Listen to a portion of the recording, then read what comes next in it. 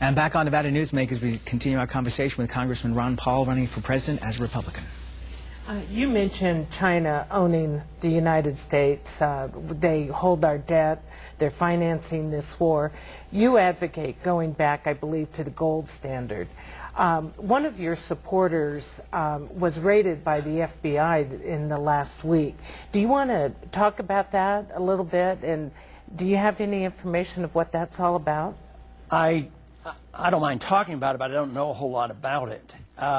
I'm not even sure if I've ever met the gentleman that has been doing that. I imagine I could have in a crowd. I do not know the detail. I do not know the charges.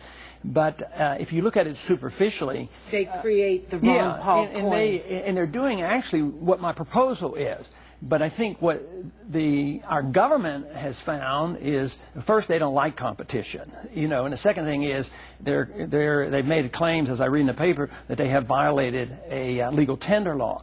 But the Constitution says only gold and silver should be legal tender, so it's rather ironic that somebody wants to use gold and silver is being challenged by the legal tender laws that said only paper money printed by the government shall be, the currency of the land. But this has been going on since the Depression, because when the gold was taken in and they violated the government violated its own contract that promised to pay in gold, and they violated the contract between private companies that promised to pay in gold. You get to pay off in paper. Well, you just print paper. So it's a very important monetary issue, and so I think there's politics probably involved. I don't know the details, and I don't know what the charges are, but in principle, I want to not, even though I don't like the Federal Reserve and would like to get rid of it, I don't advocate closing the Federal Reserve down because it would be worse than what we have, be chaotic. But I want to legalize competition, legalize the Constitution, take the taxes off gold and silver. You can't tax money. So they purposely don't want competition because it would show up the paper money. This is why governments are very much involved in keeping the price of gold down, believe it or not. So when you say you want to go back to the gold standard, you don't want to get rid of the Fed, but you want to have competition. That's what I want to do in the transition. And even though people say go back to the gold standard, our gold standard was good, much better than paper, but it was not a perfect standard because it was a mixture. It was called bimetallism, and I don't endorse that. But the idea that we need to follow the Constitution and only using metals, hard money, and not allowing printed money. That's very explicit. The founders detested inflation because they had runaway inflation and they wanted to prevent it. So that's the principle that I'm working on. Okay, let's change topics here. The Comptroller of the United States said on 60 Minutes that the Medicaid problem is huge, far bigger than Social Security. Alan Greenspan said on the radio program Fresh Air that the richer you are, the less likely in the future it will be that you will be able to actually claim Medicare. How big is this problem? It's huge. And there's no answer to this because politically, you can't cut benefits.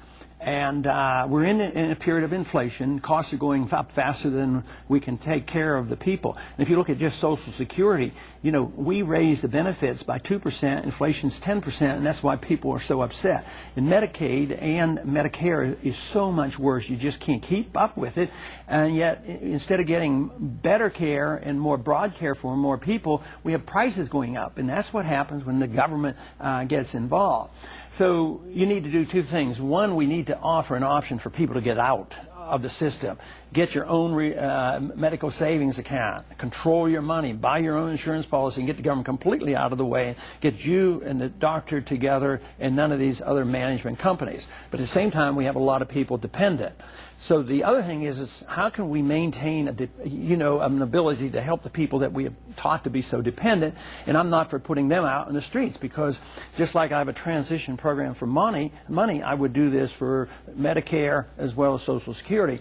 And the only place you can get that money today without raising taxes would be to change our foreign policy because we're spending hundreds and hundreds of billions of dollars overseas. And that's why not only do I want to stop the war and bring those troops home, I want them home from Korea and Japan and Europe and take that money, tide the people over, and still have enough money to cut the deficit. And I would offer the young people a chance to get out of Social Security without denying benefits. If we continue to do what we're doing without being fiscally responsible, the retired people are going to get poorer. They're going to get poorer medical care. It's going to be more ration. prices are going to go up without increase in services.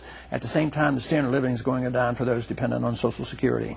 Okay, let's take a break. I want to hold you over. I'm going to ask our pundits to stick around and come back tomorrow, and we'll do another segment with Congressman Ron Paul running for president here on Nevada Newsmakers. To contact Nevada Newsmakers, call 775-857-2244 or go to NevadaNewsmakers.com.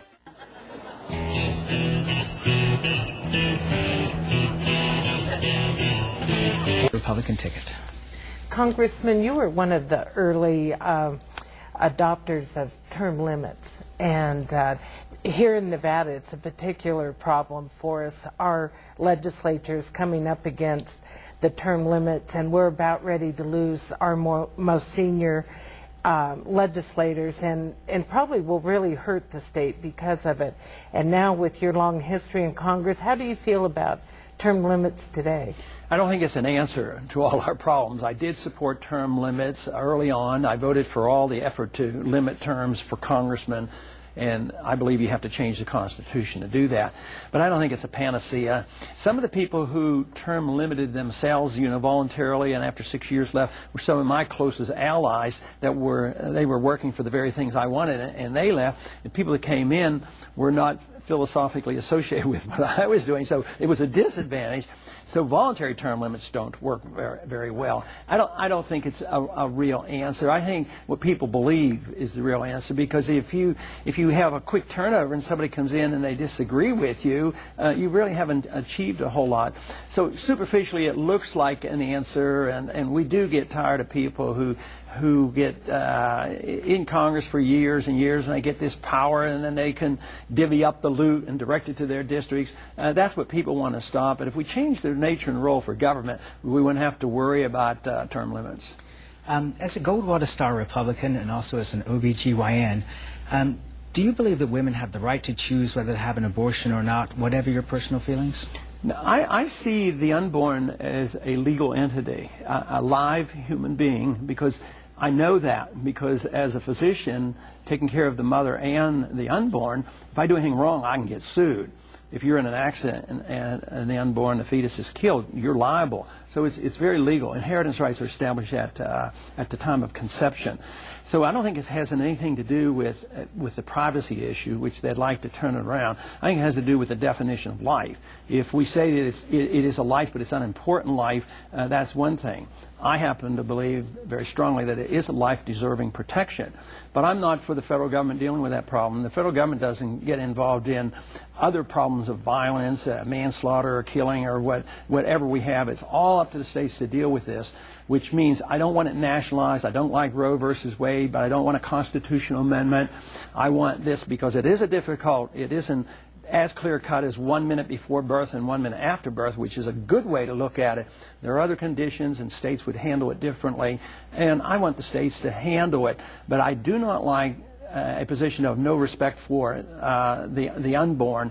If you don't have respect for life, you can't have respect for personal liberty. Okay, as President Paul, would you nominate Supreme Court justices who would overturn Roe versus Wade? That to me probably wouldn't cross my mind, but if I had a correct constitutionalist, they would want to, because it's taken it out of the jurisdiction of the courts and the federal government. Besides, Roe versus Wade was legislation. It's a horrible piece of legislation. Not only did they override the state laws, but they came in and they told doctors what they could do in first, second, and third trimester. They say even if we endorse that principle, why should they be in the business of giving directions to doctors on what they can do and where they can do it? It's a terrible piece of legislation. But I would elect and support candidates for the Supreme Court that understood the Constitution. But in the area of civil liberties, with privacy issues, sometimes you have conservatives say, yeah, we want a strict constitutional with gun rights and property rights, and they forget about your privacy rights. Or let's say the issue of declaring war. I'd want somebody to say, the Constitution said only Congress can declare war. So being a strict constitutionalist is one thing to one person and something to something else. I'd want them to be a strict constitutionalist across the board. Congressman, I can't tell you how grateful we are for you having done this program. You are welcome to come back anytime, and we look forward to hearing more about your candidacy as it progresses. A remarkable run. Thanks for being here. We'll be right back on Nevada Newsmakers after this time out.